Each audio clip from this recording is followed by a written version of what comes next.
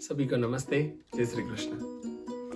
वेदों, शास्त्रों अर्थात हिंदुइज्म के मूल में हमारे प्रत्येक दिन को बेहतर किस तरीके से बनाना है, ऐसी दिनचर्या हमें बताई गई है। और वो पूरी की पूरी दिनचर्या को अधिक से अधिक प्रभावक बनाने के लिए हमें कौन से पहलू पर विशेष ध्यान रखना चाहिए। ये पूरी की पूरी सीरीज, वीडियो की जो सीरीज है, उसको हम इसी दिशा में डेवलप कर रहे हैं। आज हम लोग ख्याल में लेंगे बहुत ज्यादा महत्वपूर्ण गुरु वंदना। गुरु वंदना क्यों करनी चाहिए? गुरु हमारे जीवन में कौन सा रोल अदा करता है? गुरु वंदना करने से हमें कौन सा फायदा होता है? हम सभी लोग कलयुग में जीते हैं, फायदे के बगैर और कोई काम नहीं करते। सामान्यतया गुरु वंदना हम लोग इसलिए करते हैं कि एक होता है तत्व जिसका हमारे कल्याण के अलावा और कोई भी कार्य ही नहीं है, उसको हम हमारे जीवन में गुरु मानते हैं। अब हमें यह सवाल आएगा कि भैया, हम तो जो हमारे टीचर हैं स्कूल कॉलेज के, उन सभी को हम लोग गुरु मानते हैं। गुरु और टीचर, इन दोनों में छोटा सा अंतर है, और वो छोटा सा अंतर थोड़ा थोड़ा यहाँ पर पहचानने का और उसको आपके साथ शेयर करने की मैं यहाँ पर कोशिश कर रहा हूँ। टीचर जो है वो हमारे दिमाग को शार्पन करता है, और गुरु जो है वो हमारे दिमाग को ओपन करता है। टीचर जो है वो हमारे ग्रोथ की रिस्पॉन्सिबिलिटी लेता है, जिम्मेदारी लेता है, और गुरु जो है वो हमें हमारे स्पिरिचुअल ग्रोथ के लिए रिस्पॉन्सिबल बनाता है। टीचर जो है वो हमें सक्सेस के रास्ते पर ले जाता है, और गुरु जो है वो हमें फ्रीडम के रास्ते पर ले जाता है। टीचर हमारे हर एक सवालों के जवाब देता है, और गुरु जो है वो हमारे हर एक जवाबों के लिए सवाल पूछता है। टीचर जो है वो हमें इंस्ट्रक्ट करता है, और गुरु जो है वो हमें कंस्ट्रक्ट करता है।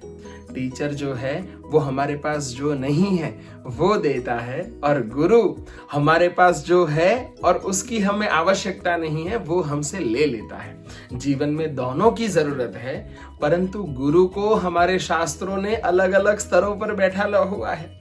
हमारी जो भारतीय संस्कृति है, वो भारतीय संस्कृति इतने सारे आक्रमणों के बावजूद भी आज स्थिर रही हुई है। हिंदू परंपरा स्थिर रही हुई है। इसके अंदर हमारी गुरु शिष्य परंपरा बहुत ज्यादा महत्वपूर्ण योगदान दे रही है और देती आई है। इसलिए हमारे वहां पर शास्त्रों के अंदर गुरु को अलग अलग देवों के साथ और देवों से भी ऊपर का स्तर दिया गया है। गुरु एक ऐसी जगह है जहां पर राम भी गए और जहां पर कृष्ण भी सांदीपनि के पास गए।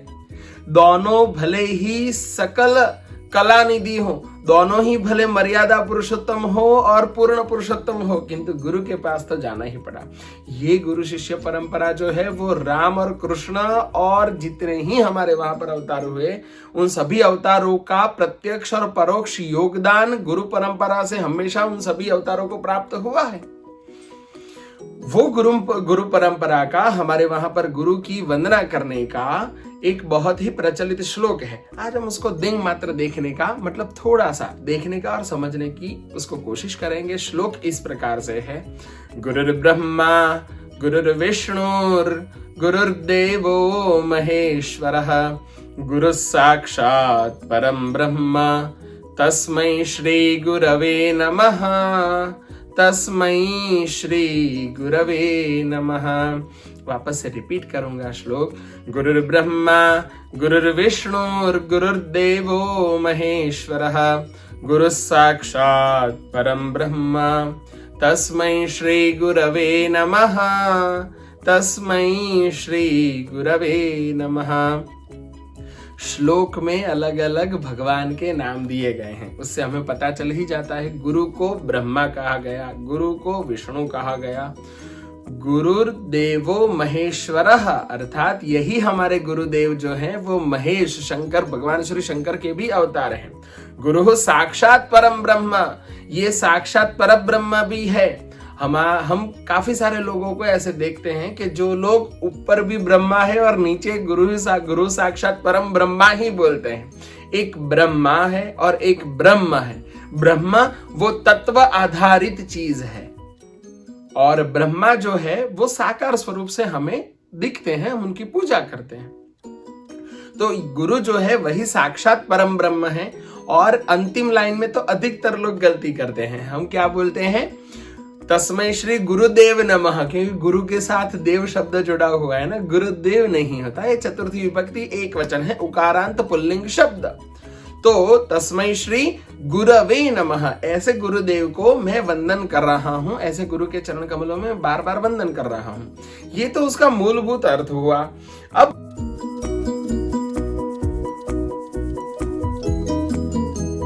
गुरु को ब्रह्मा क्यों कहा गया, क्योंकि गुरु जो है वो हमारे अंदर ज्ञान का ही सर्जन नहीं करता, ज्ञान की संभावना का भी सर्जन करता है।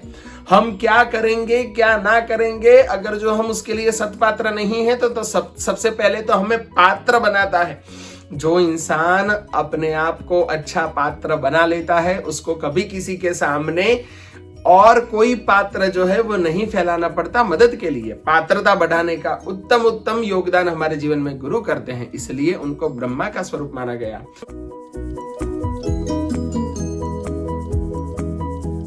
विष्णु का काम है स्थिति बनाए रखना, मेंटेन करना। हमारे अंदर जो कोई भी संस्कार गुरु जी देते हैं उन सभी संस्कारों को किस प्रकार से हमारे जीवन के साथ जुड़े हुए रखना, किस प्रकार से उसको जीवन की अलग अलग परिस्थितियों में हमारे साथ हम उन संस्कारों के संपन्नता से जिएं, ऐसा अनेक प्रकार का आचरण जो है वो गुरु हमें सिखाते हैं, इसलिए उनको विष्णु कहा गया है। और अंत में उनको कहा गया महेश्वरः,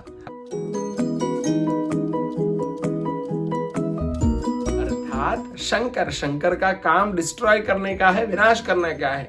जब ऐसी अनेक चीज हमारे जीवन में आती है तब शक्य है कि काम, क्रोध, लोभ, मोह, मद, मत्सर, ऐसी सारी ही चीजें बार बार हमारे जीवन में पनपे, पर उन सभी को दूर करने का काम, उन सभी से हमें मुक्त करने का काम वो भी सिर्फ और सिर्फ गुरु चरण ही करते हैं।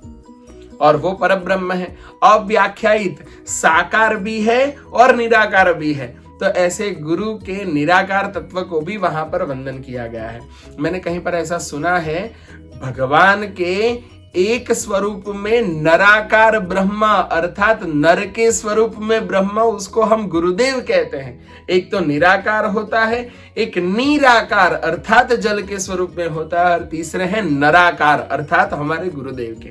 आप सभी को शिक्षक और गुरु, उन सभी के चरणों में आप सभी की भक्ति जो है वो अधिक से अधिक दृढ़ हो। एक चीज अवश्य ही आपको बता दूं, टीचर को हम ढूंढते हैं किंतु गुरु जो है वो हमें ढूंढकर हमें एक्सेप्ट करते हैं। गुरु परंपरा हम सभी को अनेक से अनेक संरक्षण, संवर्धन और संपोषण प्रदान करें। आप सभी को आपके गुरु के चरणों में अधिक से अधिक आपकी निष्ठा दृढ़ हो, ऐसी शुभकामना के साथ आज के इस वीडियो को यहीं पर विराम देते हैं। आप सभी का जीवन मंगलमय हो। सभी को जय श्री कृष्ण। नमस्ते।